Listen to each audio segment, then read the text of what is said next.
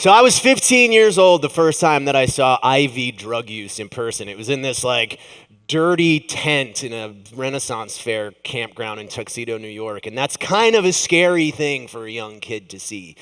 Also kind of exciting, kind of intriguing. I didn't start using drugs intravenously on that day, but it did kick off this lifelong fascination with the people and the subcultures that exist kind of on the very fringes of our society. I was a wild kid, dude. My younger years were crazy. I did a lot of traveling, slept outside a lot, consumed titanic amounts of substances, and I spent a lot of time getting very acquainted with the fringes that were the subject of my fascination. When I was at school, I was like a square peg in a round hole. Didn't really work for me. My dad's here, right, Dad? Yep. So I dropped out for a while because, like most kids, really, I think like most people, I didn't like being told what to do, and I had a really hard time feeling unheard. But I had this family that loved me, and they helped me find this quirky high school alternative program that took into account the unique needs of kids like me. Troublemakers. To everyone's surprise, I was able to graduate high school. I went on to go to a junior college, kind of fought and scraped through that, and then I got an associate's degree. Then I went on to a 4-year school, got a real big boy diploma, and bam, I graduated in 2008. And I don't know how many history buffs we have in the room, but 2008, not exactly the best time to be entering the workforce. Now, granted, I did get a degree in theater. But the only job I was able to get out of college was working overnights at a homeless shelter in Albany, New York. And I learned this. I learned that these were my people and that I had found my calling. I did that for a while, and then my girlfriend, she's my wife now, she was my girlfriend at the time, decided we were ready for a change. We were pretty nomadic people, and we really just kind of wanted to get out on the open road. We got rid of our apartment. We bought a van, kind of before van life.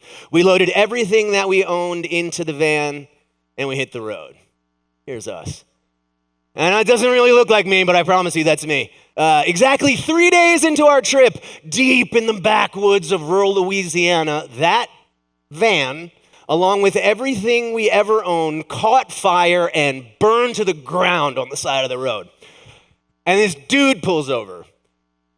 He's got like a hat, he's got boots, he's driving like a big gnarly diesel pickup truck. But here's an example of the idiocy of making assumptions about people. So this dude walks up, he goes, "What happened to it? Was it vandalized?" And I realize he's talking about the spray paint that's on the van, and I'm like, "Nah, dude, that was on purpose." He goes, "Where are y'all headed?"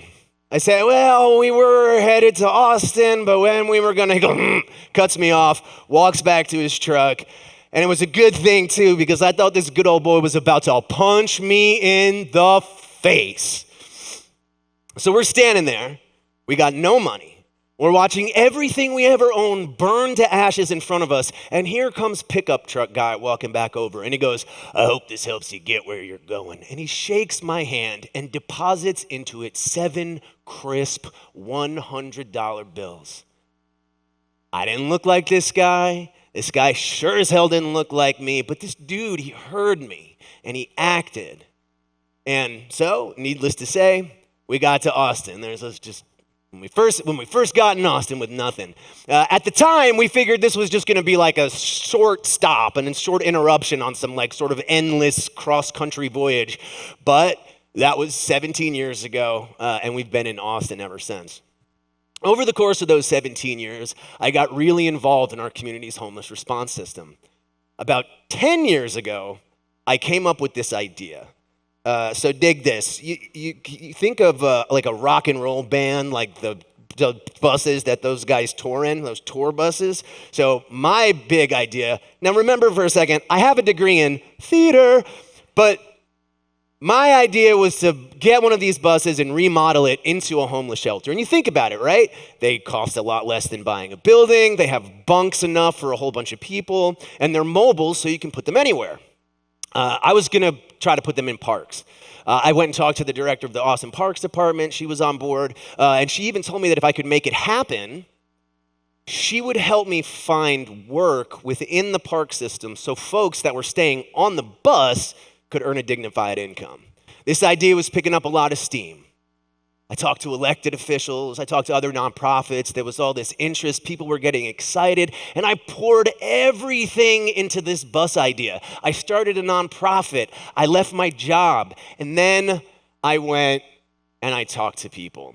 I spent a year out in the community, listening to folks living in encampments, under overpasses, in parks, on benches, people that were actively experiencing homelessness, and I shared my idea with them, and this is what I learned. You remember the part where the lady from the Parks Department told me that they would help us find work? People loved that idea. They loved the idea of an organization coming along that would offer the opportunity to earn a dignified income. They also loved the idea of these services being mobile, services coming to people rather than having to go downtown to get them. But can we maybe talk about this bus thing? Turns out, universally, they hated it. I'm a weirdo, maybe, but people generally not so into the idea of living on a bus. They challenged the idea in ways that I probably would have never thought of. And so I nearly bought and remodeled a $100,000 tour bus for people to live in who, ready for this, are not on tour. Turned out the idea was really not that great, and all it took to figure that out was listening to the right people. And when I say listening, I mean really listening. I had to set aside my world-changing idea. I had to set aside my ego and embrace the fact that the expert here are the other ones, the ones that society doesn't usually listen to. So I take my newly gained knowledge and I went off and I designed a program that the people were asking for. We took the entire bus part out, scrapped it, gone. And what we were left with was a work program. I called it Workforce First. I went and bought a van. I got a contract with the Parks Department and started offering folks experiencing homelessness the opportunity to go to work for the day with no questions asked. You ever think about how many barriers there are between a person and a job? You have to have an address, you have to have an ID, you got to be able to take a shower, you need a bank account, clean clothes. Our approach was pretty simple. You do not need any of that. Just get in the van and we'll get you a day's work. And boy, I tell you, these work crews were crushing it. There may be a lot of opinions out there about what causes homelessness, but I will tell you that lazy ain't one of them. Everyone wanted to be a part of this program because everyone wants to work. We also started helping people with some other basic services. We help them get IDs, we help them get medical care, Social Security, housing, and before you know it, this little ragtag team of do-gooders was genuinely changing people's lives. And those services were funded primarily by the money that we earned from going out and cleaning parks in service of the community. So that program grew. Soon we had 5 work crews. Right in the middle of this beautiful program happening and growing, a war breaks out on Twitter between then Mayor Steve Adler and Greg Abbott, who's the governor of Texas. The Austin City Council had recently overturned a set of ordinances that made it illegal to camp in public.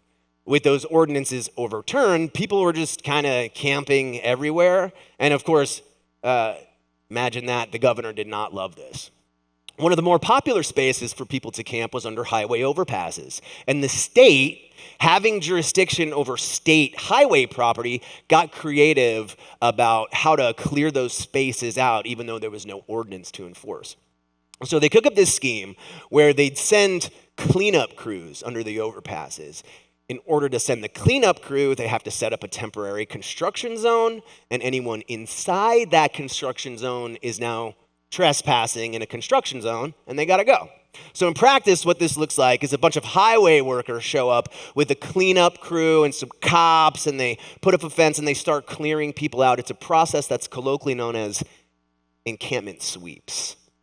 All right, so program happening over there, all that shit I just said happening over here. And meanwhile, we're running our little work program, and one day I get a call from a guy. He's a contractor. He's looking for a subcontractor to help with a cleanup job, and he asked if we could help handle it. And I said, sure, we love picking up trash. Let's do it. He goes, great. He gives me dates. He's like, here are the dates. And he tells me that this job is kind of sensitive, and he'll send me a list of times and locations when the day gets closer, which was weird, but okay, dude. So a few days before we're supposed to actually go show up and do these jobs, he sends me a list of times and locations. And I'm looking at these locations, and I'm like, dude, these are all places where there are highway overpasses with encampments. And I'm like, dude, we just got hired to be the cleanup crew on the governor's sweeps. So I call the contractor, and I tell him, hey, man, we can't do it. You're going to have to find somebody else. He's super irritated. He goes, okay, but whatever you do, please keep those times and locations secret. We wouldn't want activists showing up now, would we? Dude. So, of course, we immediately disseminate these locations to the press, and we came up with this idea. Since through this work program that we had all these trucks and trailers and stuff, we decided we would go to these spots like an hour or two before the sweep came through, and we'd offer to help people move their stuff. And it was like this. We say, like, okay, guys, they're coming. We have a trailer here. We can help you move your stuff. We don't have any place for you to go, but we can at least get you out of here. And then these crews would show up, and something really interesting happens. I don't know what I was expecting in these work crews. I don't know, stormtroopers or something. But they were just normal people. And here, I thought we were going to get in trouble. Ever the troublemaker. I thought they'd be pissed off to see us there.